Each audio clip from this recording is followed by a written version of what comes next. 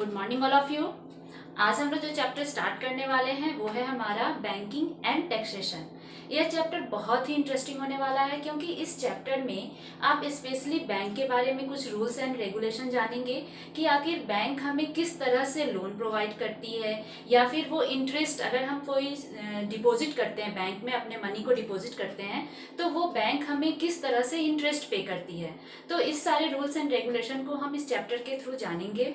तो अभी फिलहाल जो हमें सीखना है वो हमें सीखना है कि बैंक में जो हम पैसा डिपॉजिट करते हैं, यानी जो मनी डिपॉजिट करते हैं, उसमें दो तरह के पासबुक के बारे में हमें जानना है इस चैप्टर में। फर्स्ट होता है हमारा रैकरिंग डिपॉजिट, यानी हमें पहला जो कॉन्सेप्ट क्लियर करना है वो है रैकरिंग डिपॉजिट के बारे में, जिसे हम हिंदी में कहते हैं आवर्ती जमा खाता। तो पहले ये हम जानेंगे कि आखिर ये आवर्ती जमा खाता होता क्या है। दो तरह के आपके पासबुक हैं जिनके बारे में आपको इस चैप्टर में जानना है।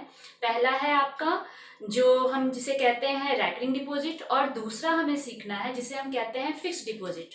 तो पहले ये हम जानते हैं कि दोनों में डिफरेंस क्या है। तो रैकरिंग डिपॉजिट में क्या होता है कि जब हम कोई भी मनी, ये हमारे ऊपर डिपेंड करता है, यानी जो कस्टमर हैं उनके ऊपर डिपेंड करता है कि वो कितना अमाउंट जो है वो कितना अमाउंट जो है वो बैंक में सबमिट कर सकते हैं, डिपॉजिट कर सकते हैं हर मंथ।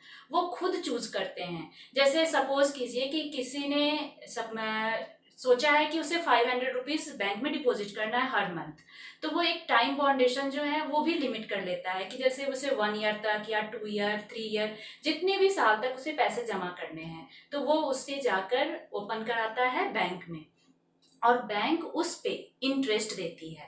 और जब हमारा टाइम बाउंडेशन जो है वो कंप्लीट हो जाता है तो बैंक हमें एक मैच्योरिटी अमाउंट होता है जिसे हमें वो रिटर्न बैक करती है। तो इस चैप्टर में हमें यही सीखना है कि रैकरिंग डिपॉजिट जो होता है उसमें बैंक हमें किस तरह से इंटरेस्ट देती है और हमें जो अमाउंट है वो किस वे में रिटर्न बैक मिलता है।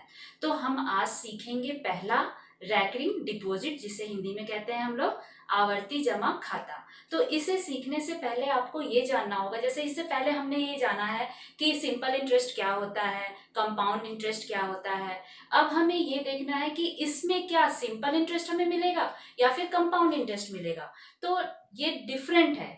आप रैकरिंग डिपॉजिट में ना बैंक आपको सिंपल इंटरेस्ट पे करेगी और ना ही कंपाउंड इंटरेस्ट पे करेगी। इसके लिए एक डिफरेंट इंटरेस्ट के लिए फॉर्मूला आता है जिसपे बैंक हमें वो इंटरेस्ट पे करती है। तो अब जो फॉर्मूला हम देख रहे हैं वो है हमारा रैकरिंग डिपॉजिट से रिलेटेड, यानी जब हम बैंक में रैकरिंग डिपॉजिट करते हैं तो बैंक हमें जो इंटरेस्ट देती है वो किस वे में देती है। तो उसे फाइंड आउट करने के लिए हम जो फॉर्मूला यूज करेंगे वो है हमारा monthly instalment multiplied by rate of interest divided by 100 multiplied by number of month and number of month plus 1 divided by 24।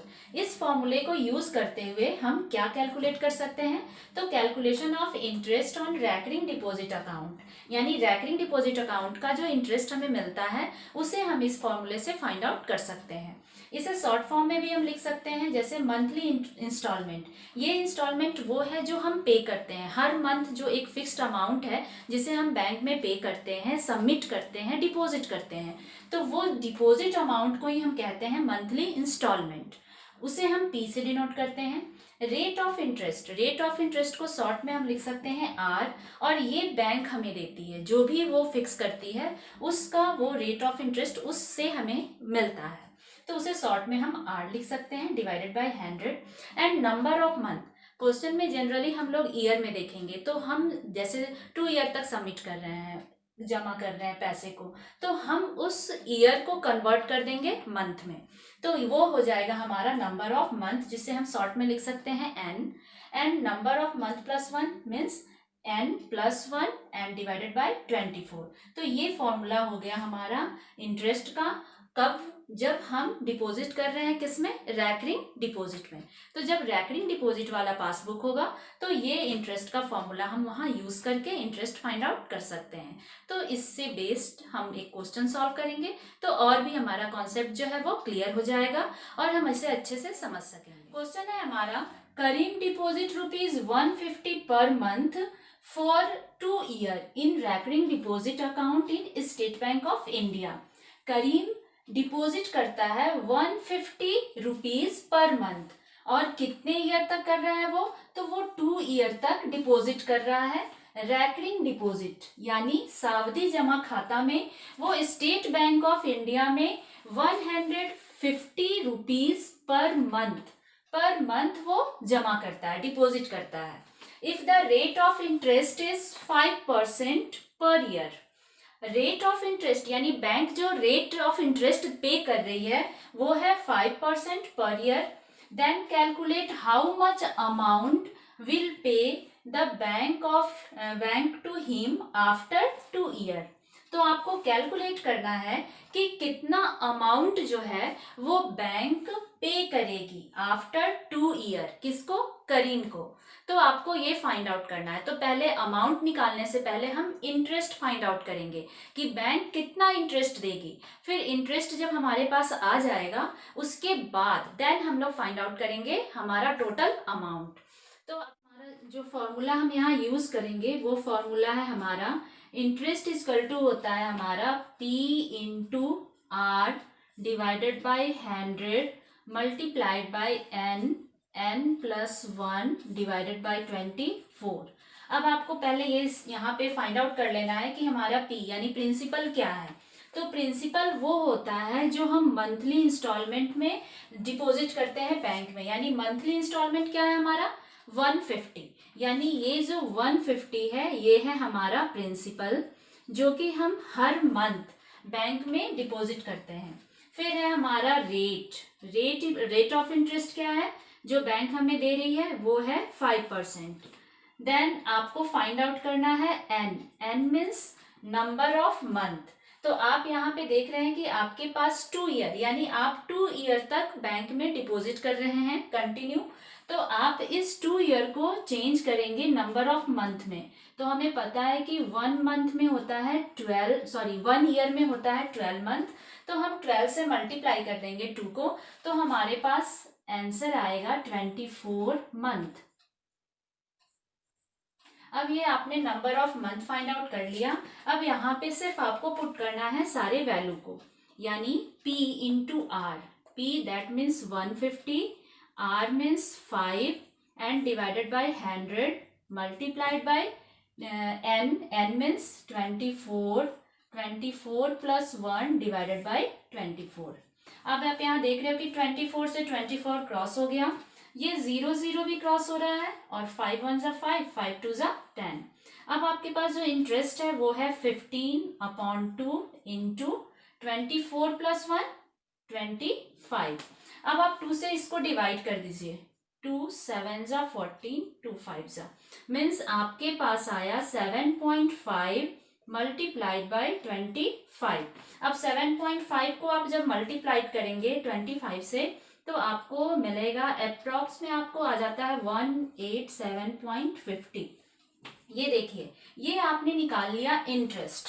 ये पता चल गया कि बैंक जो है वो आपको इंटरेस्ट कितना पे कर रही है, तो 187 रुपीज 50 पैसे ये बैंक आपको पे कर रही है इंटरेस्ट के तौर पे। लेकिन आपको यहाँ निकालना क्या है, calculate how much amount will pay the bank to him after 2 year.